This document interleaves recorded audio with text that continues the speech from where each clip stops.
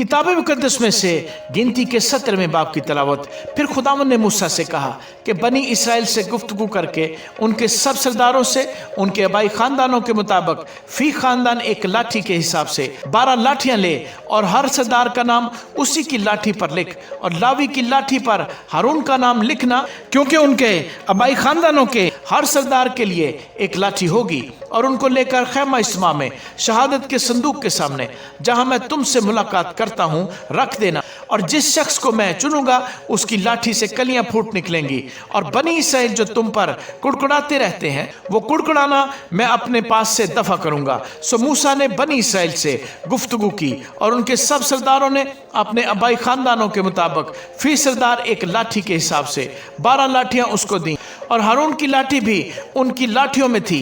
और मूसा ने उन लाठियों को शहादत के खैमा में खुदावंद के हुजूर रख दिया। और दूसरे दिन जब मूसा शहादत के खैमा में गया तो देखा कि हारून की लाठी में, जो लावी के खानदान के नाम की थी, कलियां फूटी हुई और शगुफे खिले हुए और पक्के बादाम लगे हैं। और मूसा उन सब लाठियों को खुदावंद के हुजूर से निकाल कर सब बनी इसराइल के पास ले गया, और उन्होंने देखा और हर शख्स ने अपनी लाठी ले ली। और खुदावंद ने मूसा से कहा कि हारून की लाठी शहादत के संदूक के आगे धर दे, ताकि वो फितना अंगेजों के लिए एक निशान के तौर पर रखी रहे, और इस तरह तू उनकी शिकायतें जो मेरे खिलाफ होती रहती हैं बंद कर दे, ताकि वो हलाक ना हो।